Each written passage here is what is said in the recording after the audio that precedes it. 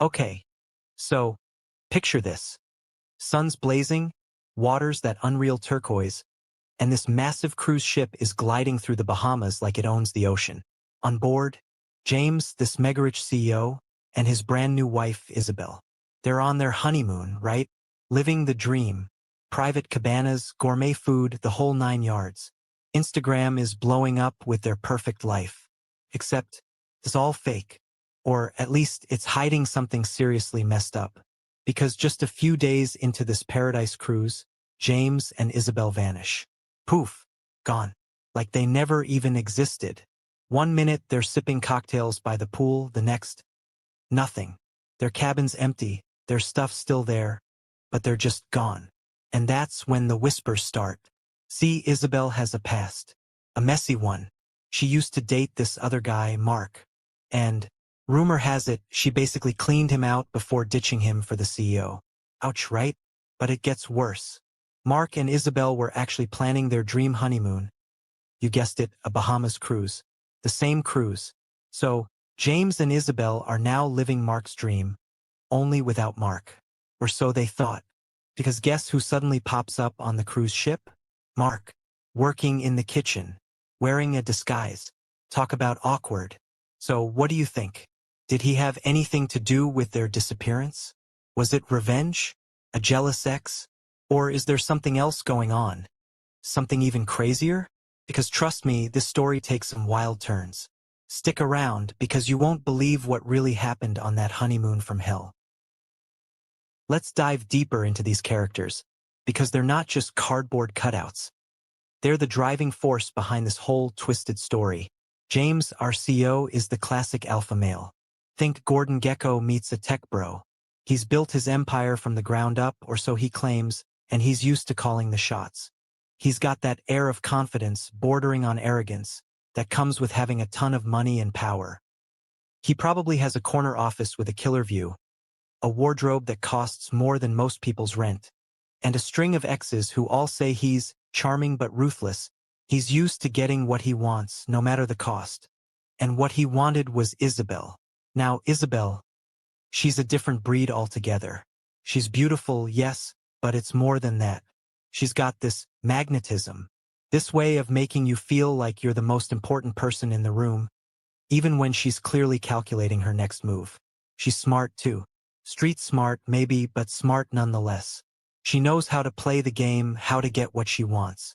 And what she wanted, for a while at least, was Mark. Mark, poor Mark. He's the everyman, the nice guy who finishes last. He's a hard worker, probably has a decent job, but nothing flashy. He fell hard for Isabel. He thought she loved him, thought they had a future together. He was willing to do anything for her, to give her everything she wanted.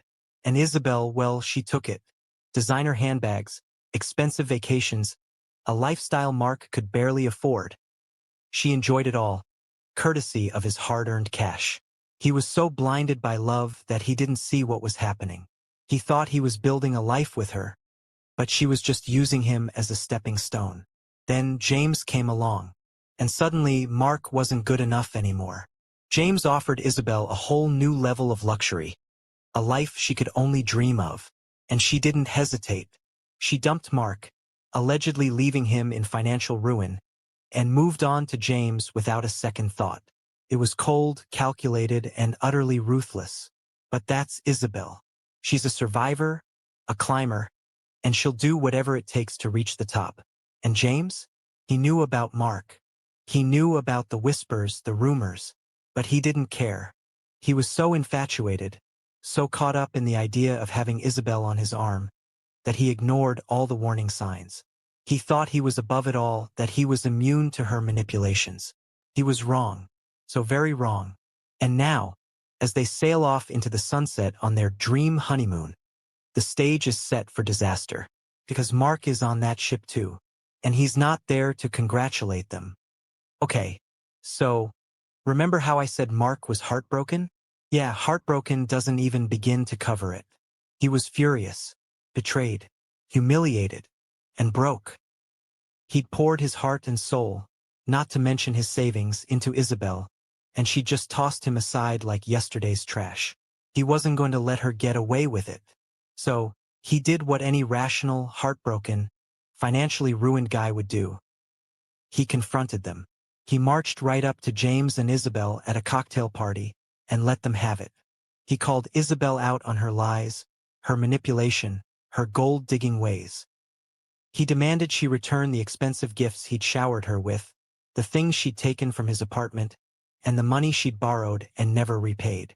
It was a scene. People whispering, staring, filming it on their phones. James, of course, was not happy.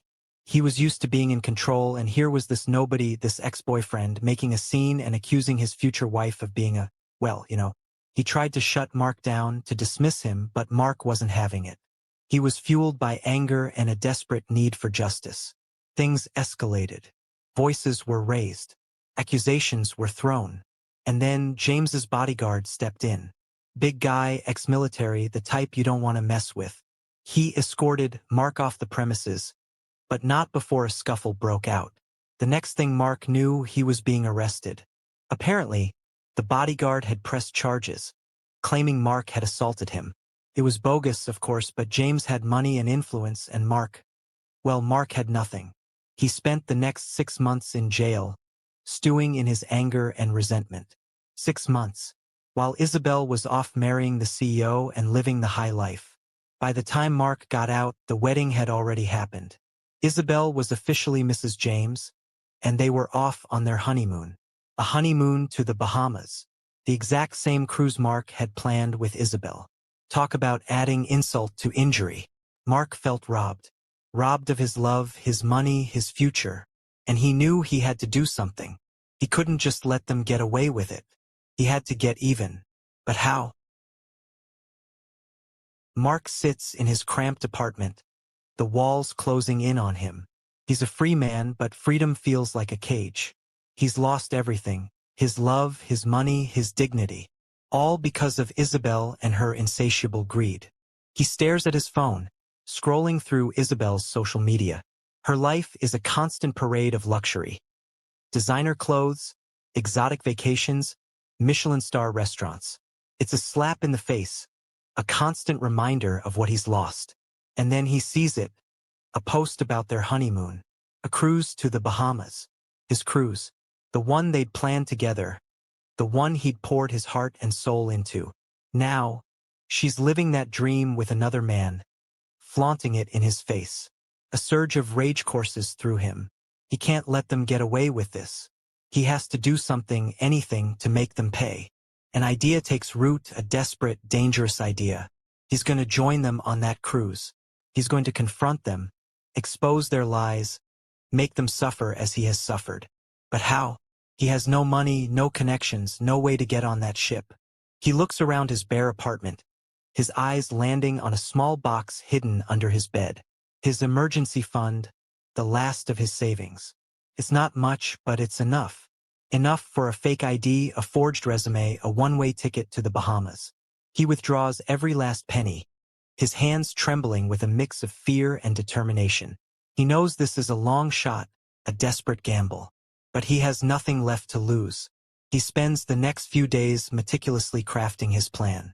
He researches the cruise line, the ship's layout, the cruise schedules. He creates a new identity, a new life for himself. He becomes a chef, a skilled culinary artist with a passion for creating exquisite dishes. It's a lie, of course, but a convincing one. And then, the day arrives. He boards the ship, his heart pounding in his chest.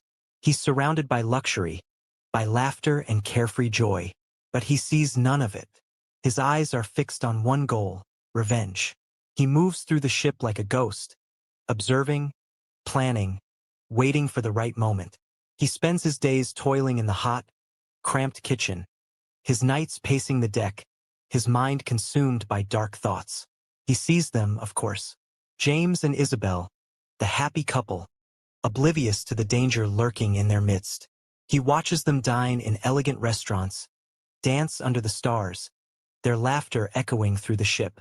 Each sight fuels his anger, his resentment, his burning desire for revenge. He knows he can't confront them directly. They have money, power, protection. He has nothing but his wits and his desperation. He needs a different plan, a more subtle approach. And then, it hits him. He's a chef. He has access to food, to ingredients, to opportunities. A sinister smile creeps across his face. He knows exactly what he's going to do. Mark, cloaked in his chef's uniform, becomes a shadow amongst the vibrant tapestry of the cruise ship. He observes James and Isabel, not with the casual glance of a passerby, but with the focused intensity of a predator stalking its prey. He studies their movements, their habits, the subtle nuances of their interactions. He learns their schedules, their favorite spots on the deck, the times when they are most vulnerable. He knows he cannot risk a direct confrontation, not yet. He must be patient, calculating, waiting for the opportune moment to strike. An idea begins to take shape in his mind, a plan as cunning as it is chilling. He will exploit his position as a chef, a purveyor of culinary delights, to mask his true intentions. He will craft a special meal, a seemingly innocent gesture of goodwill, a honeymoon gift from the culinary team to the ship's most esteemed guests. But this gift will be a Trojan horse, bearing a deadly secret within its exquisite presentation. He discreetly seeks out a waiter, someone eager to earn an extra tip, someone who wouldn't ask too many questions. He instructs the waiter to deliver a message to James and Isabel, a complimentary gourmet meal prepared especially for them, a token of celebration for their honeymoon. The waiter, blinded by the promise of a generous reward, readily agrees, unaware of the sinister plot he is unwittingly becoming a part of. As the sun dips below the horizon, casting long shadows across the ship's deck, Mark retreats to the sanctuary of the kitchen. He works late into the night, his movements precise and deliberate, his mind a whirlwind of dark thoughts and meticulous calculations. He selects the finest ingredients, the freshest produce, the most exotic spices, carefully masking the bitter tang of the poison with a symphony of flavors. He plates the food with an artist's touch, each dish a macabre masterpiece, a testament to his twisted culinary skills. He carefully packs the meal into an innocuous container, ready for delivery, a wolf in sheep's clothing. The waiter, his face a mask of practiced charm, arrives at the couple's luxurious suite. He presents the gift with a flourish, his words dripping with honeyed compliments and well wishes. James and Isabel, their hearts warmed by this unexpected gesture, accept the meal with smiles of gratitude. They dismiss the waiter, eager to savor this private indulgence, this intimate celebration of their love. They have no idea that death has been delivered to their doorstep. Alone in the opulent confines of their suite, they unpack the meal, the air thick with the seductive aroma of exotic spices and rich sauces. They raise their glasses in a toast, their eyes locked in a gaze of love and anticipation, unaware that this is their last supper, their final act together. They partake in the meal, each bite a betrayal, each swallow a step closer to oblivion. Mark, concealed in the shadows, watches as the poison takes its insidious hold. He sees their smiles falter, their laughter die in their throats, their movements become sluggish and uncoordinated. He waits, patiently, mercilessly, until their bodies succumb to the deadly concoction, their eyes devoid of life, their limbs still and lifeless. With the chilling detachment of a surgeon, he enters their suite. He packs their bodies into large suitcases, methodically erasing any trace of his presence. His actions swift and efficient, born of a cold, calculated determination. He wheels the suitcases out of the suite, blending into the hushed stillness of the ship, his movements ghost-like and unseen. He makes his way to the deck, the weight of his deeds pressing down on him, yet his resolve unwavering. Under the cloak of darkness, with only the stars as his witness, he heaves the suitcases over the railing, watching as they disappear into the inky depths below. He listens to the splash, the muffled thud as they hit the water, the slow, gurgling descent into the abyss. He feels no remorse, no pity, only a hollow sense of finality. He has had his revenge, a dish served cold, a life for a life. He has erased them just as they erased him. The morning sun paints the ocean in hues of gold and rose, but a shadow falls upon the luxurious cruise ship. James and Isabel, the celebrated couple, are nowhere to be found. Their suite is empty, the bed undisturbed, their belongings untouched. A chill of unease creeps through the ship as the news spreads like wildfire. Whispers turn to murmurs, then to frantic calls and urgent announcements. A search party is hastily assembled, scouring every nook and cranny of the vessel. They check the bars, the restaurants, the pools, the casino, even the lifeboats. Nothing. James and Isabel have vanished without a trace. The captain, his face etched with concern, makes a ship-wide announcement, his voice betraying a hint of panic. He assures the passengers that everything is being done to locate the missing couple, but his words do little to quell the growing sense of dread. The once festive atmosphere on the ship evaporates, replaced by an unsettling tension. The ship's security team springs into action, reviewing hours of surveillance footage.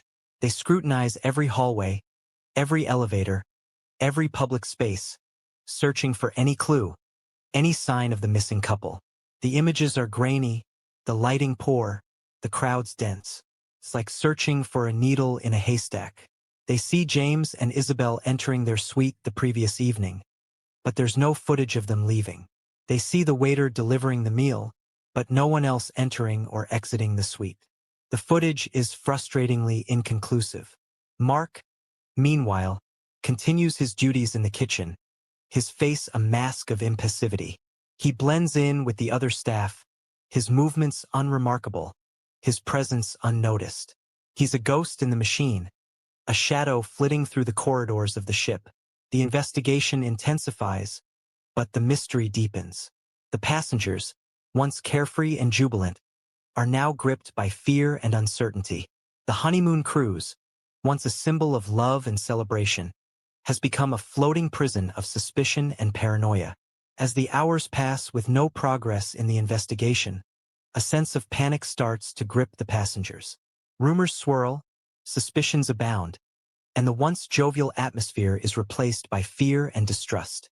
The cruise, meant to be a joyous escape, has become a nightmare. Recognizing the deteriorating situation and the potential danger it poses, the captain makes the difficult decision to cut the cruise short. The ship changes course, heading back to port with a heavy sense of dread hanging over it. The honeymoon cruise, once a symbol of love and celebration, ends abruptly, marked by tragedy and unanswered questions. Mark, the orchestrator of this chilling disappearance, observes the unfolding chaos with a cold detachment. He has played his part flawlessly, his plan executed with ruthless efficiency. He has committed the perfect crime, leaving no trace, no witnesses, no evidence.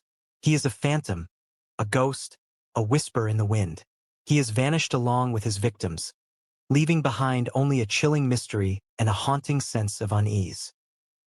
The ship limps back to port, its festive banners and streamers now mocking reminders of the tragedy that unfolded on board. The passengers disembark, their faces etched with a mixture of relief and lingering fear. This isn't the end of their journey, however.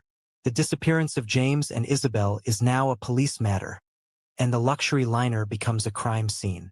Detectives swarm the ship, their eyes scanning every corner, their hands dusting for fingerprints. They interview the passengers, the crew, anyone who might have seen or heard something relevant to the case. The investigation is thorough, relentless, leaving no stone unturned. The security footage, once deemed inconclusive, is now subjected to rigorous scrutiny. Tech specialists enhance the images, sharpen the resolution, analyze every frame. What was once blurry and indistinct now reveals chilling details. They focus on the footage of the waiter entering and exiting the couple's suite. They notice something odd, something out of place. The waiter enters the suite empty-handed, but when he leaves, he's struggling to maneuver two large, heavy suitcases. The suitcases weren't there before. Where did they come from? What's inside them? The investigators' suspicions turn towards the waiter. They review his employee records, his background check, his every move on the ship. But everything seems to be in order. He has a clean record, a solid alibi, no apparent motive. Then a breakthrough. A sharp-eyed detective, reviewing the footage for the 100th time, notices a small detail, a seemingly insignificant mark on the waiter's hand. It's a tattoo, a small, distinctive design, partially hidden by the sleeve of his uniform. The detective zooms in, enhances the image, compares it to a database of known criminals. A match. The tattoo belongs to Mark, Isabel's jilted ex-lover, the man with a motive, the man who vanished without a trace. The pieces of the puzzle click into place. The waiter, the suitcases, the missing couple. It all points to Mark. He's the killer. He used his disguise to get on the ship, to gain access to James and Isabel, to carry out his revenge. The net closes in on Mark. Armed with the damning evidence of the tattoo and the suspicious suitcases, the police track him down. He's apprehended at a cheap motel near the docks, his disguise discarded, his face pale and drawn. The game is up. They bring him in for questioning, the interrogation room cold and sterile. The detectives lay out the evidence, piece by piece, the security footage, the witness testimonies, the undeniable link between him and the missing couple. Mark, initially defiant, his eyes filled with a desperate flicker of denial, slowly crumbles under the weight of their accusations. He cracks. The carefully constructed facade of innocence shatters, revealing the darkness within. He confesses, his voice a monotone drone, recounting the meticulous planning, the cold-blooded execution, the chilling disposal of the bodies. He describes how he poisoned their food, how he waited for them to die, how he packed their lifeless forms into suitcases and dumped them into the unforgiving ocean. He admits his motive, revenge. Revenge for the betrayal, the humiliation, the stolen future. He speaks of Isabel's manipulation, James's arrogance, the injustice of it all. He paints himself as a victim, a man driven to desperate measures by forces beyond his control. But the detectives see through his charade.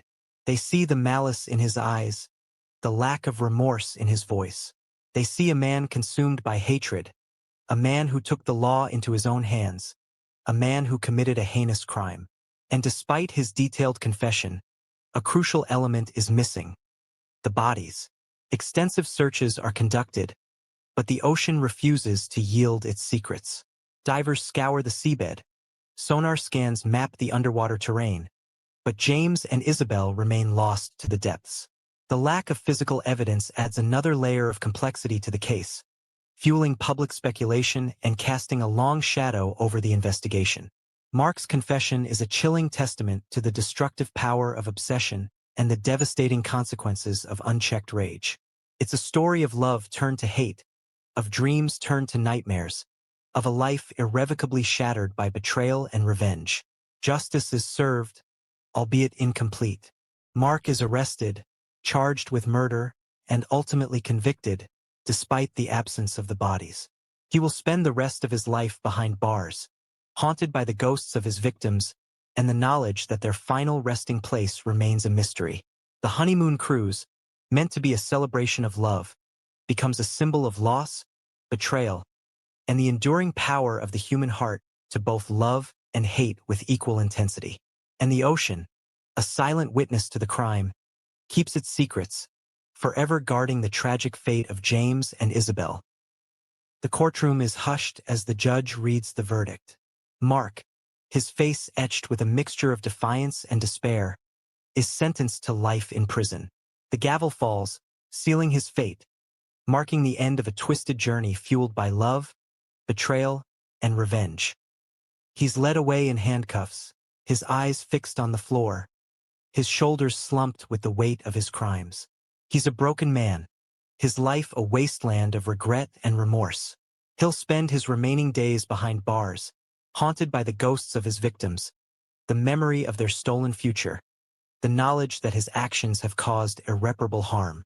The story of James and Isabel, the honeymoon cruise that ended in tragedy, serves as a chilling reminder of the destructive power of revenge.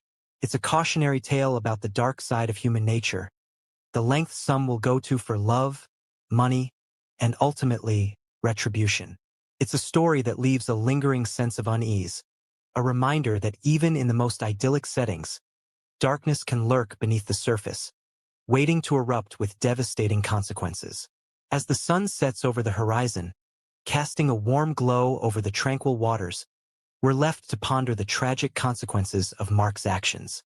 He sought revenge, but found only emptiness. He sought to inflict pain, but ended up destroying himself.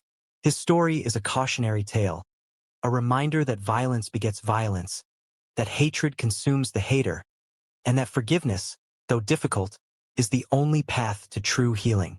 What do you think of this twisted tale? Did Mark get what he deserved? Could this tragedy have been prevented? Let us know your thoughts in the comments below. And if you found this story as gripping as we did, don't forget to like, share, and subscribe for more true crime stories that will keep you on the edge of your seat.